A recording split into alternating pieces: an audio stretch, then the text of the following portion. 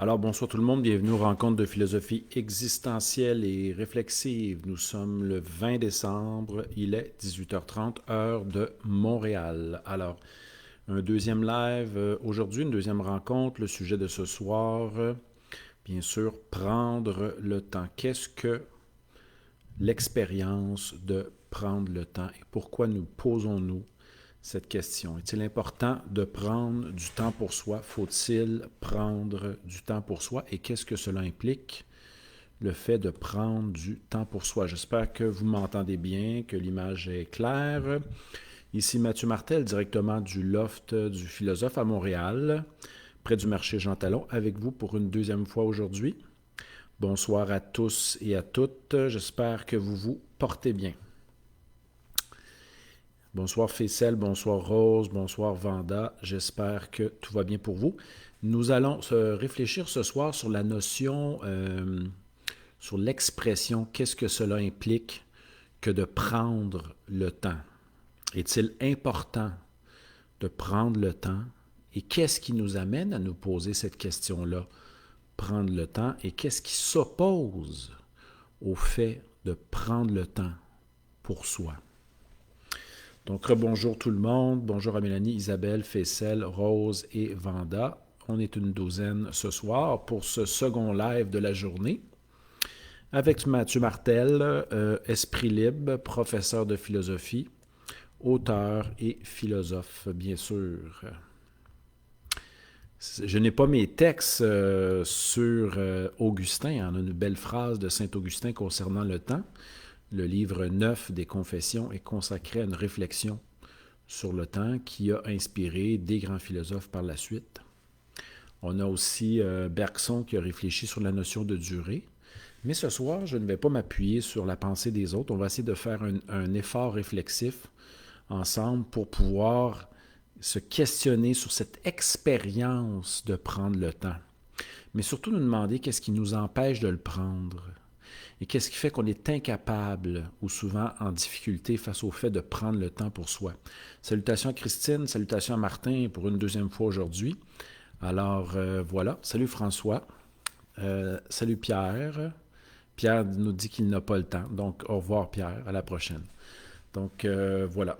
Donc, bienvenue à tous et à toutes dans cette rencontre du 20 décembre. Et cet après-midi, je me suis trompé. Hein. J'espère que, bon, il n'y a personne qui m'avait arrêté dans mes propositions. Il s'agit bien demain, le 21, à 5h02, du solstice et non pas de l'équinoxe. Hein. L'équinoxe était à la fin de l'été. Donc, je m'excuse, nous sommes à travers l'expérience du solstice d'hiver.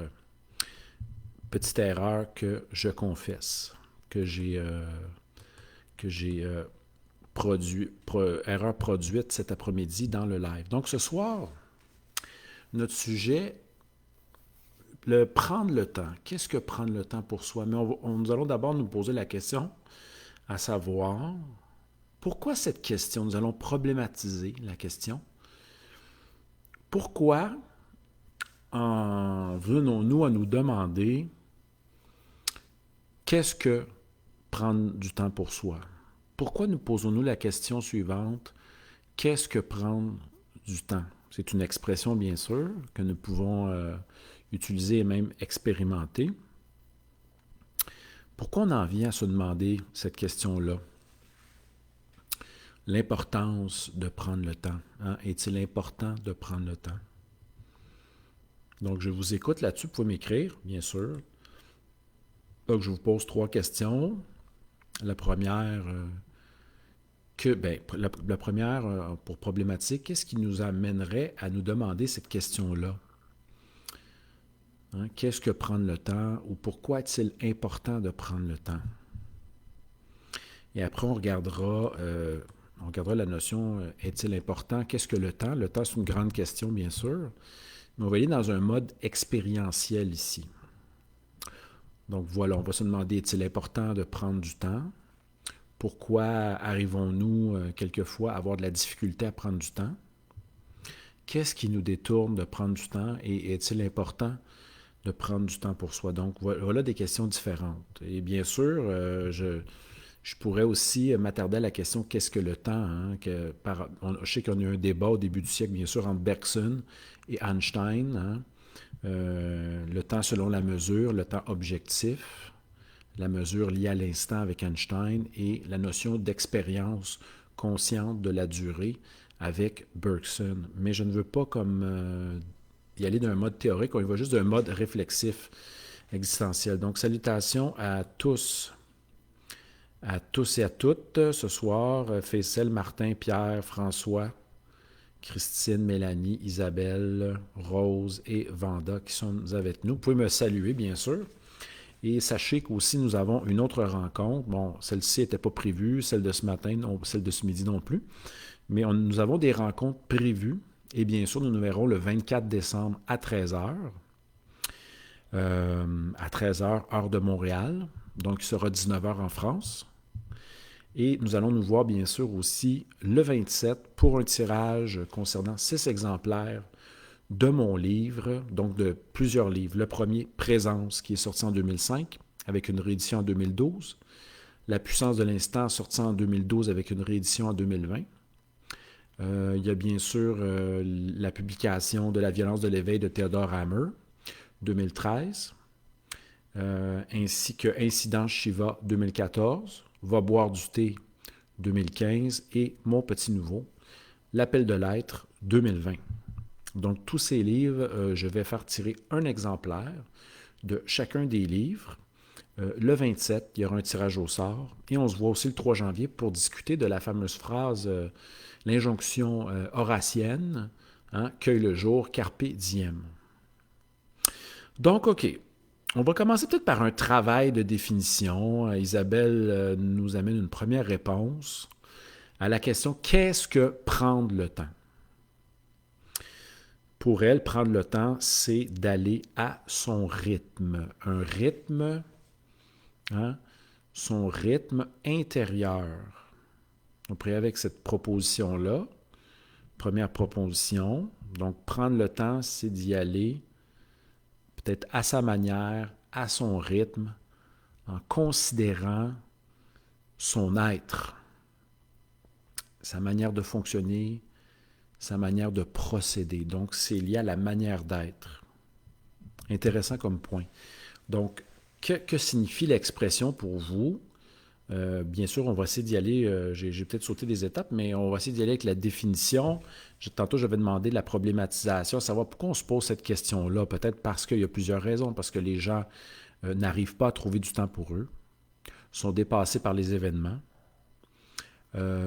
courent après le temps, sont débordés. Voilà.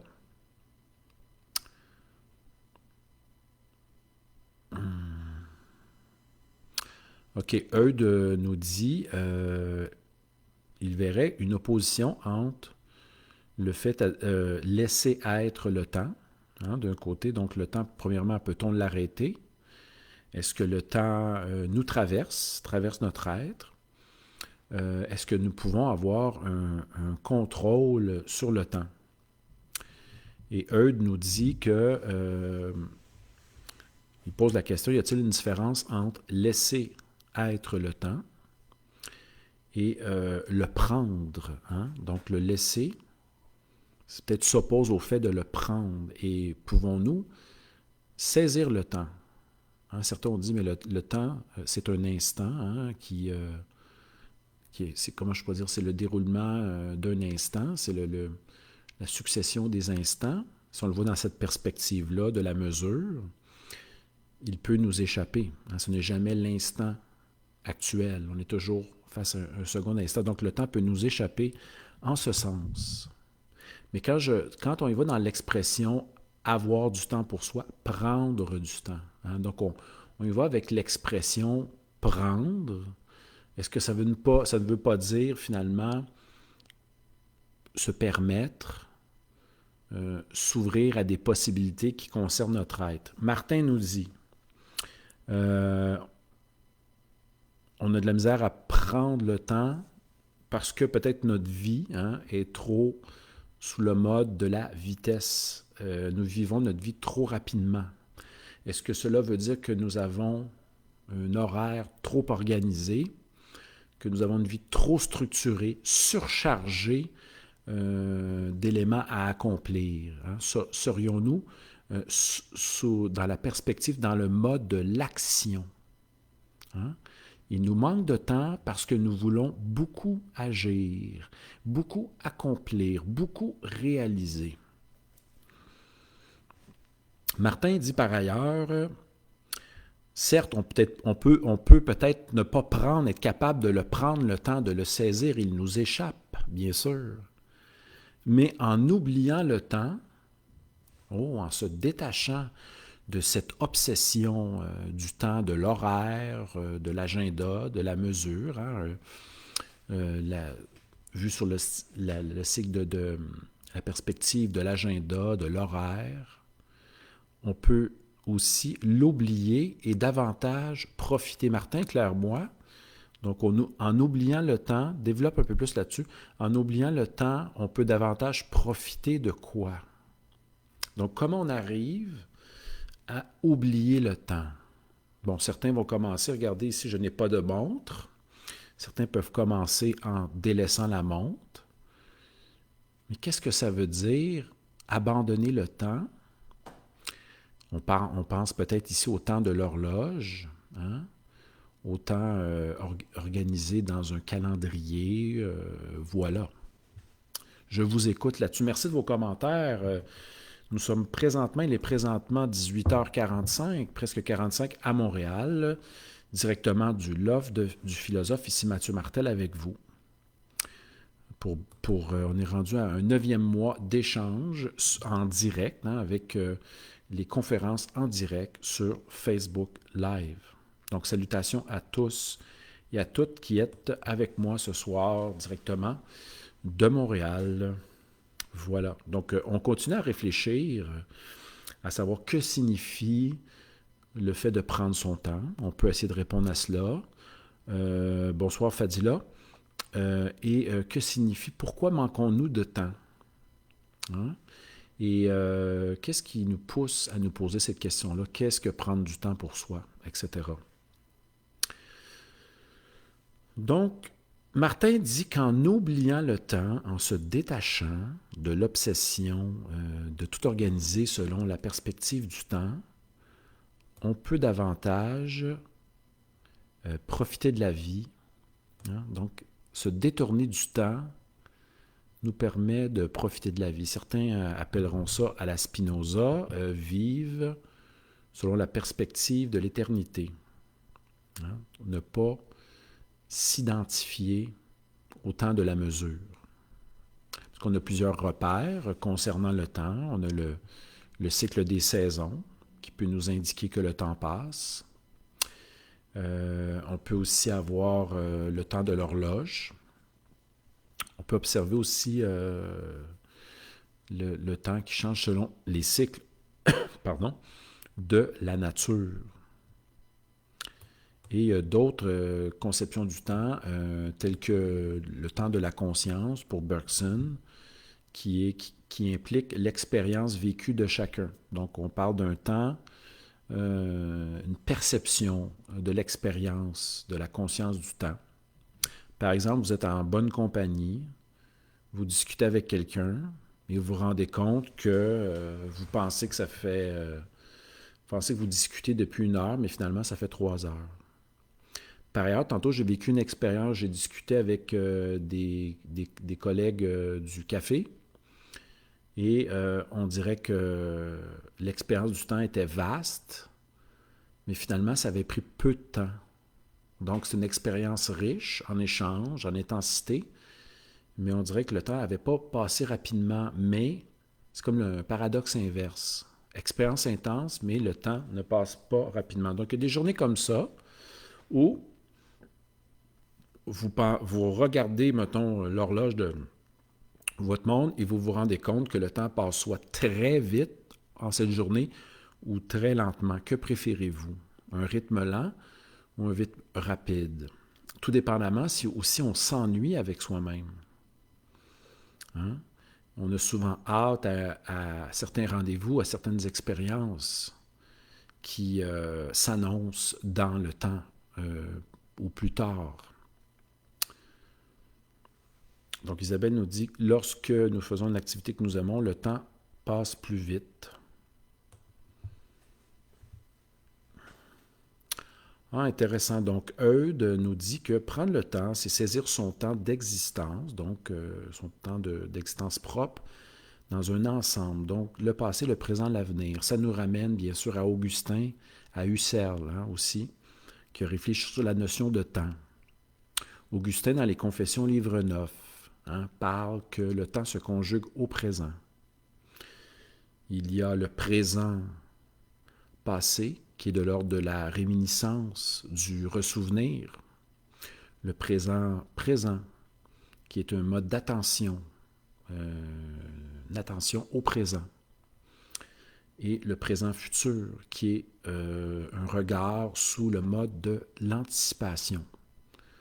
Donc pour Augustin, on est toujours au présent, et le présent qui est vécu sous la perspective de l'éternité, c'est bien sûr l'attention au présent ici, qui est le fait d'être attentif au présent, c'est comme si nous vivions sous le mode de l'éternité.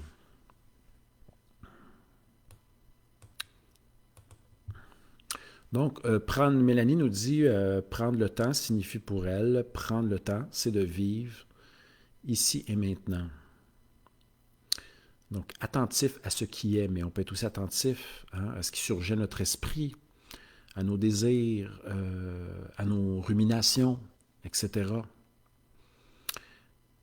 Est-ce que, lorsque nous sommes prisonniers de nos souvenirs, de nos anticipations, de nos inquiétudes, sommes-nous capables de prendre le temps, donc de profiter du moment dans une expérience de la durée, consciente de la durée.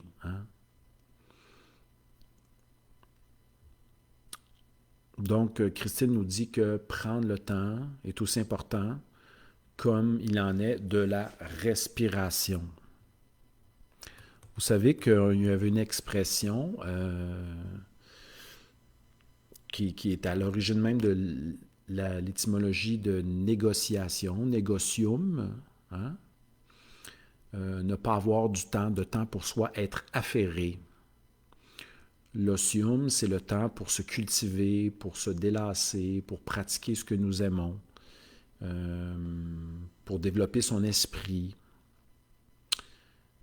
Et lorsque nous sommes en mode de négocium, nous sommes affairés, il nous est peut-être moins possible de profiter du moment, à moins que ce temps-là, le négocium, soit le temps consacré à faire des affaires.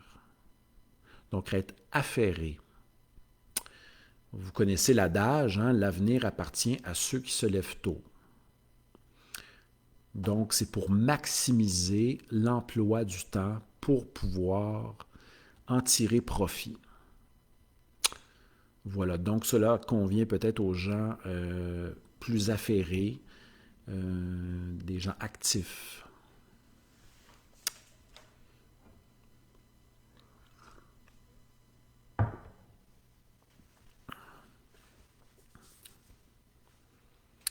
Très belle réflexion, Eudes. Merci pour ta présence ce soir. Très belle écouter la belle réflexion de Eudes. Nous ne prenons pas le temps parce qu'il nous met face au fait même d'exister. On se souvient de la belle phrase de Pascal, « Tout le malheur du monde tient au fait que nous sommes incapables d'être assis calmement dans notre chambre », pour paraphraser Pascal. Et cela me fait aussi penser à U.G. Krishnamurti qui a déclaré que l'ultime était d'être capable de s'endurer soi-même, de vivre avec soi-même dos au mur, avec soi-même seul dans sa chambre.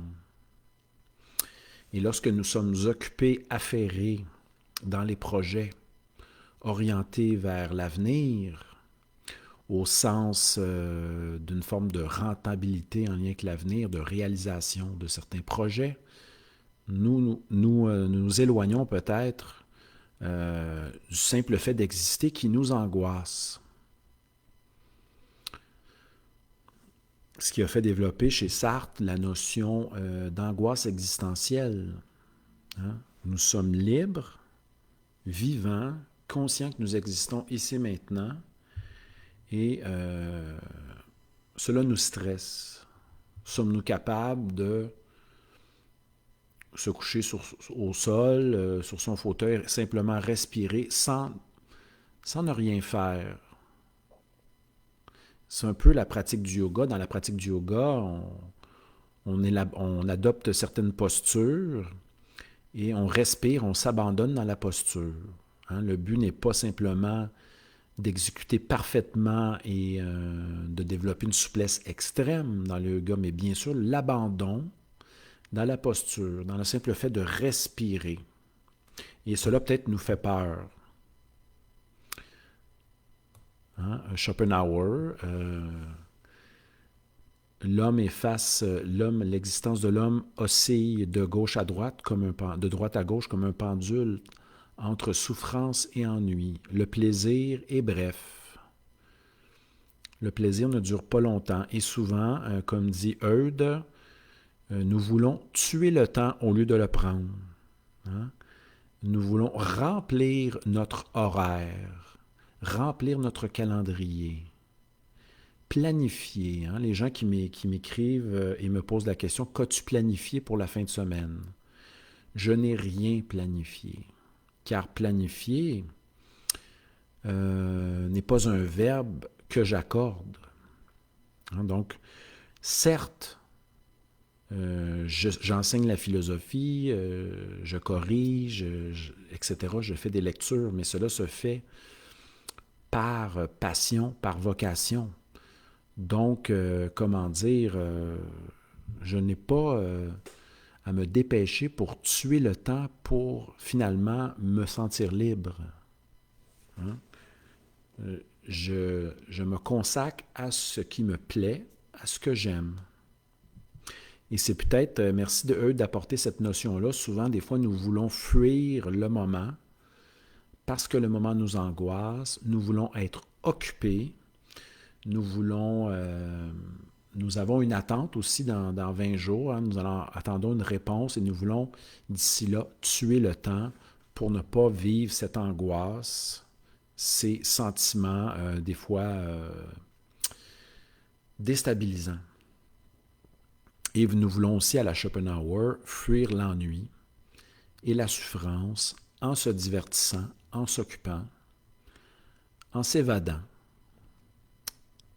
Voilà, ça ramène à Pascal avec la notion de divertissement, la fuite, dont Sponville parle dans Le bonheur désespérément. Le bonheur à coup d'illusion, à coup de consommation, le bonheur dans le jeu, et tout cela cache-t-il peut-être, comme certains psychologues californiens, cache-t-il peut-être un profond désir de connexion avec ce qui est. Mais sommes-nous séparés de ce qui est? Donc, salutations à Eudes, salutations à Nicole, Suzanne qui est nouvelle ici, à Faisel, à Christine, Mélanie. J'espère que vous allez bien. Deuxième rencontre du jour avec Mathieu Martel de Montréal. Ce soir, notre réflexion. Que signifie prendre le temps pour vous? Qu'est-ce qui vous empêche de prendre le temps? Hein? Est-ce que le temps vous manque? Ou vous en avez trop? Hein? Ça peut être aussi le paradoxe d'avoir trop de temps pour soi nous pousse quelquefois à être plus préoccupés. Et lorsqu'on est trop occupé, on court, hein? On recherche ces moments-là. Sommes-nous capables de vivre à la verticale du monde dans une perspective contemplative? Quelle est la grande richesse d'aujourd'hui? La grande richesse, c'est de vivre quand même confortablement, avec le minimum et peut-être un petit peu plus pour se gâter quelquefois, mais d'abord d'avoir du temps pour soi. Pour ne rien faire, pour contempler, pour lire, pour se promener, pour rêvasser, pour créer, etc. Donc, si certains disaient, hein, comme ceux qui ont construit l'Amérique, les pères fondateurs, si certains disaient le temps c'est de l'argent, mais moi je dirais plutôt la grande richesse, c'est d'avoir du temps pour soi. Pour pouvoir faire comme les Grecs, hein, pour pouvoir prendre part à la scolée, qui était synonyme chez les Latins d'otium, donc de prendre part à se cultiver, à méditer, lire, écouter des œuvres musicales, d'avoir de bonnes discussions, contempler la nature, faire une promenade, exercer son corps et son esprit pour se sentir bien dans son être. Merci Christine. Oui, en effet, je prends du temps avec vous car cela, durant ce temps de pandémie, j'ai quand même moins de déplacements à faire. Certes, je vois moins mes collègues, moins mes élèves, moins les participants de mes conférences dans les salles, mais je suis quand même là avec vous, question de que nous puissions créer un moment, un événement, et j'ai cet appel de m'exprimer et de vivre une belle expérience au niveau de l'être et du temps, en votre présence. Donc, les amis, si vous avez des commentaires, le sujet de ce soir, c'est que signifie pour vous prendre le temps? Je pose aussi la question suivante, qu'est-ce qui nous empêche de prendre du temps pour soi? Hein? Et qu'est-ce qui fait que nous manquons de temps? Donc, Facel est dans la perspective, il dit que c'est une grandeur algébrique. Facel est dans le temps de la mesure, bien sûr. Mais je poserai la question Facel, est-ce que tu manques de temps ou tu as trop de temps?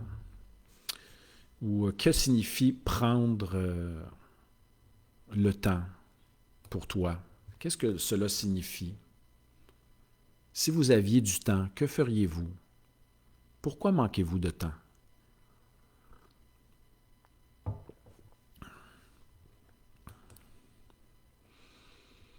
Donc, les amis, je vous salue. Je n'ai pas terminé le live, mais je vous salue. J'en profite pour vous saluer. Nous sommes une quinzaine ce soir à ce live du 20 décembre 2020. Le 9e mois de la pandémie a été dépassé, bien sûr. C'était un 13 mars que le tout commençait. Et je suis avec vous de Montréal pour une petite soirée un petit moment que je prends pour réfléchir sur cette notion du temps. Qu'est-ce que prendre son temps? On prend le saisir, hein? Quand on parle de la notion aussi de maintenant, hein? Ce qui se tient sous notre main, hein? Ce qui est là devant nous, ici et maintenant. Qu'est-ce que prendre le temps? On a eu plusieurs réponses tantôt.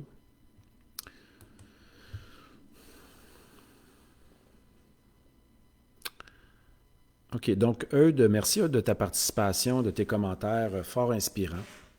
Eudes nous dit on a le sentiment de manquer de temps.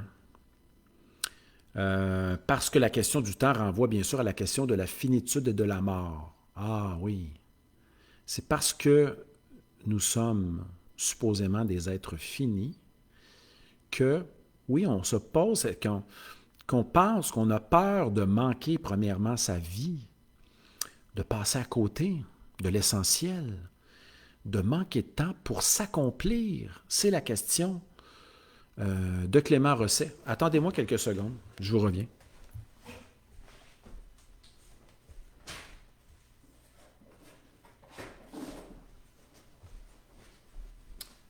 Donc, c'est la position de Clément Rosset, bien sûr, hein, dans l'introduction de mon livre, L'appel de l'être, ici. J'ai cité Clément Rosset à 2 reprises. Ce serait un moindre mal de mourir si l'on pouvait tenir pour assuré qu'on a du moins vécu. Alors, les amis, quand on a le sentiment de passer à côté de sa vie, de ne pas être dans son domaine, de ne pas accomplir ce que nous aimons, d'être à côté de nous-mêmes, Certes, on peut être foudroyé par l'urgence du temps. On a deux façons de voir la vie. En profiter, vivre intensément l'instant comme si on allait mourir demain. Ou par ailleurs, se réjouir comme un enfant, vivre notre vie comme si c'était le premier jour, avec le regard neuf. Mais je reviens au propos d'Eudes, qui nous dit qu'on est renvoyé face à notre finitude, et c'est pour cela peut-être qu'on est, hein, on n'a pas 8 vies, comme les chats, ou 9 vies. On a une vie. Et c'est peut-être pour ça, face à la finitude, que nous sommes dans l'urgence de se poser ces questions-là. Et voilà, merci Eudes pour ton commentaire. Je vais y aller maintenant avec Mélanie. Mélanie dit « Maintenant que je suis célibataire, donc appel à tous et à toutes, j'ai plein de temps pour me retrouver. » Il ne faudrait pas venir déranger Mélanie dans son temps de célibat et de réflexion. Donc, n'étant pas en relation, hein, occupé à nourrir, à négocier avec quelqu'un, etc., on a plus de temps pour soi. Ça lui permet d'être en contact avec son essence, ses passions, ce qui lui amène quand même un bien-être. Merci, Mélanie. Pour Nicole, prendre le temps, c'est écouter l'appel du moment et y répondre. Donc, mais pour pouvoir écouter l'appel du moment, encore faut-il être disponible, à l'écoute et attentif comme condition de possibilité de répondre à cet appel-là, hein, à ce goût, à ces épanchements. Merci Nicole pour ton commentaire. Faisal nous dit chacun, OK, prendre son temps pour Faisal, c'est chacun vit selon ses sensations rythmiques. Hein, le rythme, hein, le flux, le rythme. Hein, ressentez-vous votre rythme? Hein? Avez-vous un rythme pour procéder dans votre vie? Car si on est soumis à l'horloge, à un travail de 9 à 5, peut-être qu'on est moins en contact avec ce flot subjectif, mais qui est connecté avec la vie en elle-même, hein? Ce flux du vivant qui nous transcende, mais que nous sommes. Isabelle dit qu'on a toujours le temps. J'aimerais savoir, Isabelle, pourquoi tu penses qu'on a toujours le temps de faire ce que l'on aime? Et là, pense à ceux qui n'ont pas le temps. Pourquoi certains n'ont pas le temps de faire ce qu'ils aiment? Qu'est-ce qui s'est passé dans leur vie? Et toi, qu'est-ce qui fait que tu as toujours le temps de faire ce que tu aimes? Explique-moi ça dans la perspective de notre question de ce soir, de prendre le temps. Les amis, je vous remercie pour vos commentaires. Je suis en train de boire un thé japonais, non chinois, pour digérer. Mais pour savourer le temps, vous savez que j'ai appris à savourer l'existence à travers la pratique du yoga. Et tout cela s'est un peu transposé dans ma vie, dans le fait de boire du thé, préparer le thé, faire de l'haltérophilie, etc. L'écriture, la lecture, hein? Et tout ça, j'en suis venu à apprécier davantage le moment et l'existence. Et d'avoir toujours une distance entre mes activités. Très important pour ne pas être pris dans une espèce de flot continu, hein, des moments ou des obligations, des rencontres. Donc, toujours créer l'espace. Créer l'espace, c'est peut-être s'ouvrir à du temps pour soi. Bon, j'y vais avec une métaphore ici. Hein, créer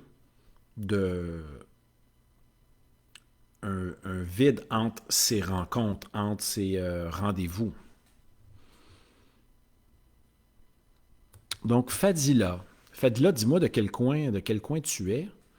Et j'aimerais aussi savoir, Faisal est de Tunisie. Eudes, tu es de quel coin? Et dis-moi si je prononce bien ton nom. Donc, Fadila, de quel coin es-tu, nous dit, si on s'aime et qu'on est en sécurité dans sa solitude, le temps est toujours agréable. Très important, très intéressant, Est-ce qu'on est davantage capable de s'abandonner au moment? Si on s'aime parce qu'on est capable de vivre avec soi et d'être attentif aux affects qui montent, etc., à notre état intérieur, hein? Au début, ça peut être difficile dans la solitude que de se faire face. Hein? Certains ont de la misère d'être avec eux-mêmes dans la solitude. Donc, Fadila, dis-nous donc de quel coin tu nous écris, ça serait intéressant de voir. On va découvrir nos nouveaux interlocuteurs ce soir, si ça vous tente de m'écrire.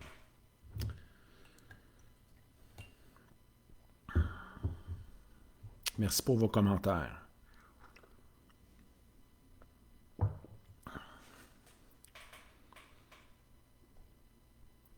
OK, Fadila est de Montréal, mais d'origine algérienne. Super.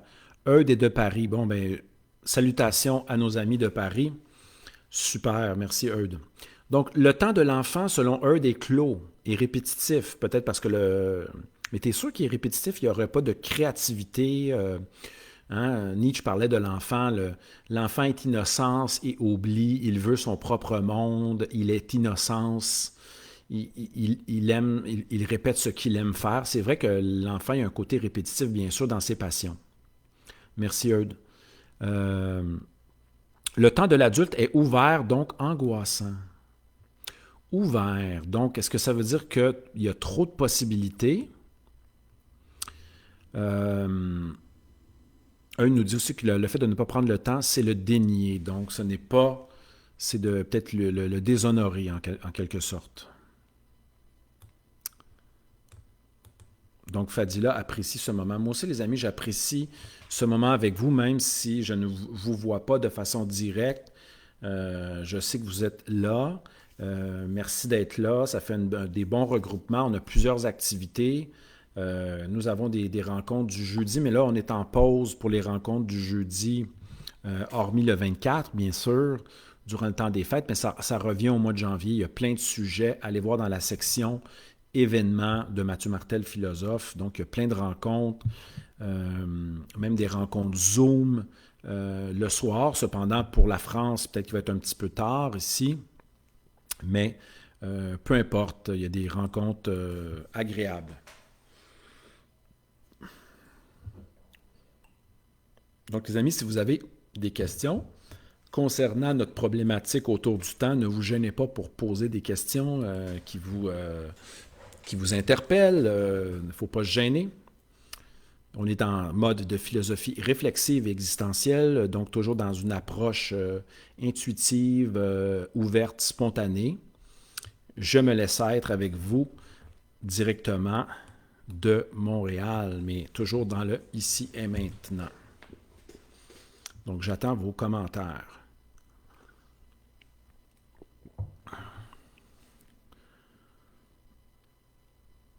Donc, Isabelle amène un point important. Ceux qui possèdent du temps, c'est qu'ils priorisent leur relation, priorisent ce qu'ils aiment faire.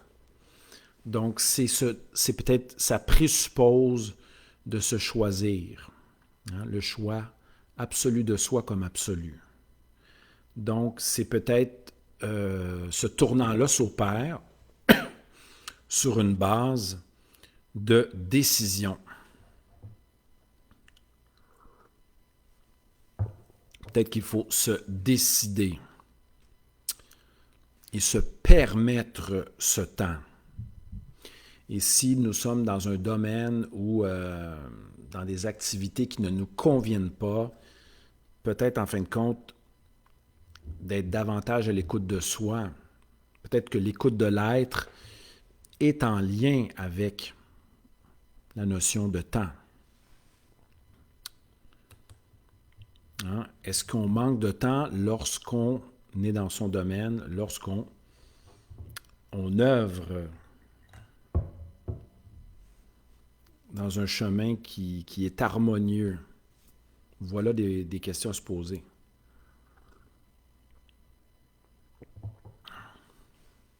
Donc, notre questionnement ce soir, c'est bien sûr, qu'est-ce que prendre le temps? Pourquoi est-il important? On pourrait toucher la question, pourquoi est-il important de prendre du temps pour soi-même? En quoi cela est-il important? Donc, Fessel nous dit que la grande richesse est de bien employer, de bien vivre, d'exploiter le temps ici maintenant. Je ne sais pas, Fessel, dans quel sens tu entendais d'exploiter, juste me clarifier ta position. Qu'entends-tu par exploiter? Est-ce que tu l'entends dans une perspective mercantile ou dans une perspective autre?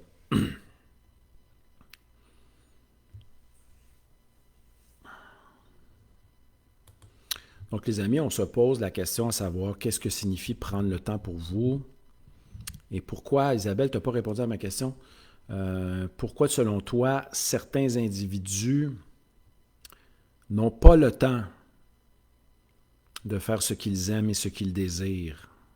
Hein? Est-ce que c'est facile de quitter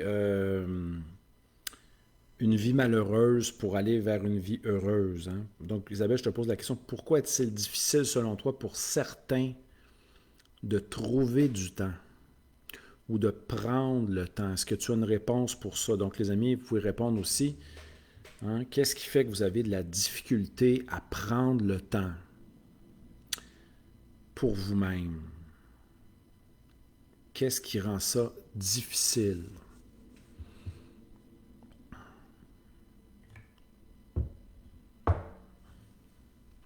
J'ai bien hâte d'avoir vos réponses. Donc, les amis, nous sommes directement dans les rencontres de philosophie réflexive et existentielle avec Mathieu Martel, esprit libre d'abord, philosophe, auteur, professeur de philosophie au collégial sur la rive nord de Montréal. Et nous sommes le 20 décembre, il est présentement 19h12. Donc, Mélanie nous dit, ne pas prendre du temps pour soi peut nous amener à nous oublier, mais c'est peut-être aussi parce que l'on s'oublie soi-même qu'on s'est perdu dans le temps de la mesure. Il y a aussi le fait de vivre pour les autres ou en mode zombie, en mode inattentif. Mylène, bonsoir. Éclaire-nous donc sur ta notion de conditionnement. Pourquoi est-il... parce que nous sommes conditionnés. Nous adhérons à des conditionnements qui nous éloignent de quoi?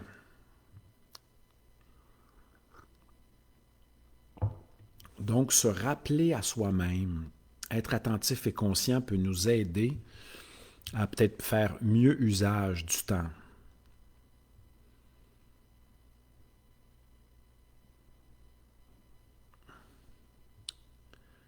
Donc, Fadila nous dit, puisque nous sommes en quête de sens, le fait de prendre du temps pour soi peut nous aider à répondre à nos questions existentielles. Oh, très bien.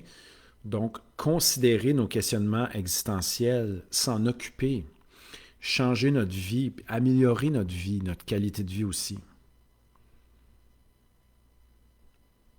Donc, Nicole nous dit, quand elle décide de choisir, de participer ou d'écouter les conférences, elle sait qu'elle prend du bon temps pour elle-même. Elle prend du temps pour elle-même. Donc, peut-être parce que nous sommes des êtres de questionnement, de réflexion, et de prendre le temps de réfléchir, de se laisser travailler par nos questionnements, c'est quelque chose, c'est d'ouvrir le temps à notre mode d'être qui est singulier. Nous sommes peut-être des êtres métaphysiques. Hein? Nous ne sommes pas simplement là pour la survie, être affairés et faire du profit. Oh, là, c'est une bonne... Merci, Nicole. Bonne proposition d'Isabelle. Donc, je m'adresse aussi. Certains aiment perdre du temps pour s'occuper des autres. Ce qu'ils font en sorte qu'ils s'oublient eux-mêmes. Ça leur permet de fuir leur être en s'occupant des autres. Hein? Donc, l'oubli de soi, l'éloignement de soi, du questionnement existentiel peut nous amener à nous fuir. Merci. Je vais aller avec Suzette et Eudes après, par la suite, dans les commentaires.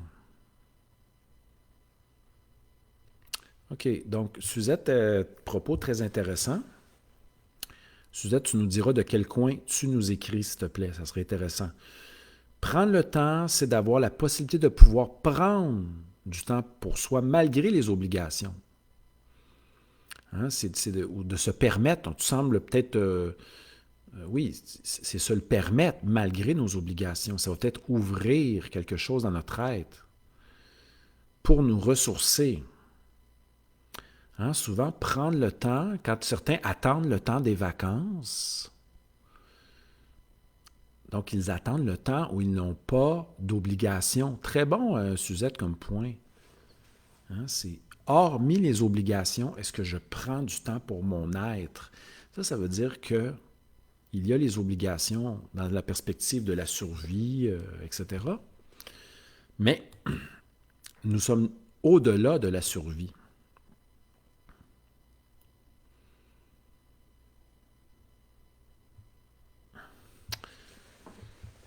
Donc, Eudes dit que le temps ouvert de l'adulte est un temps auquel il faut donner un sens. Hein? Nous sommes des êtres de sens. Peut-être que l'enfant, lui, c'est jouer, s'amuser, avoir du plaisir, répondre à ses désirs.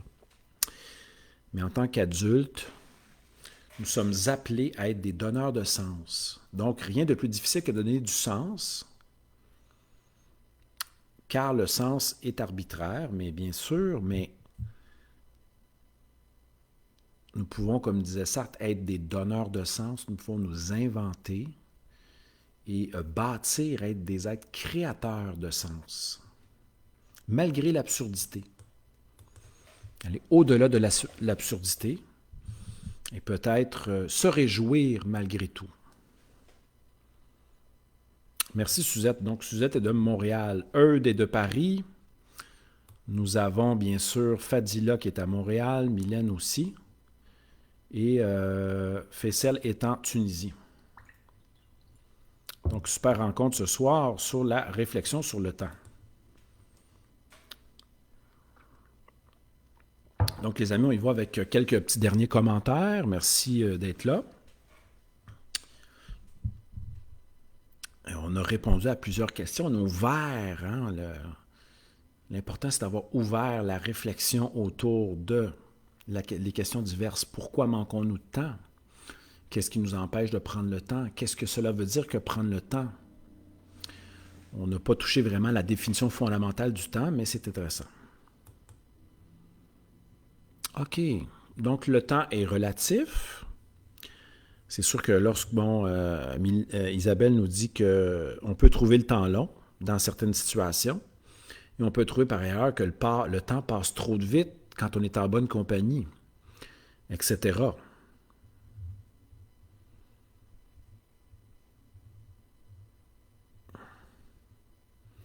Donc, souvent, Mylène nous dit, lorsque ce n'est pas priorisé dans certaines sociétés, le fait de prendre le temps ou d'aller vite, hein, ce qui peut être priorisé, c'est d'être efficace, d'aller vite, d'être productif. On est pris dans certains conditionnements d'une société donnée. Et ça ne nous incite pas à s'accorder du temps, à prendre du temps. Dans la perspective africaine, l'important n'est pas d'arriver à l'heure à la fête, mais d'arriver à un moment donné. On sait que, mettons, il y a une soirée qui est consacrée à la fête, mettons de 3 heures jusqu'à l'aube. L'important est d'arriver. Et n'est pas nécessairement d'arriver tôt, de ne pas arriver trop tard, mais d'arriver. Alors, les amis, sur ce, je vous remercie de votre présence. Nous aurons une autre rencontre à 13 heures, heure de Montréal, 19 heures, heure de Paris, France, heure de la France, le 24 décembre, ainsi que le 27 décembre, où je ferai tirer un exemplaire de chacun de mes livres. Et si vous restez au Québec ou au Canada, le livre vous sera expédié par la poste et vous aurez une petite dédicace personnelle en mon nom propre.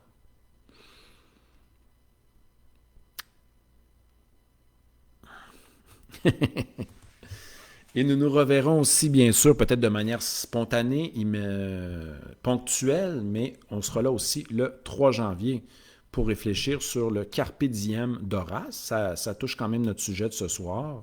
Hein? Cueille le jour d'Horace. Salutations à Marie-Lou. Salutations à Isabelle, François, Mylène, Suzette, Eudes de Paris. Salutations à Fadila de Montréal. Salutations à Mélanie de Laval.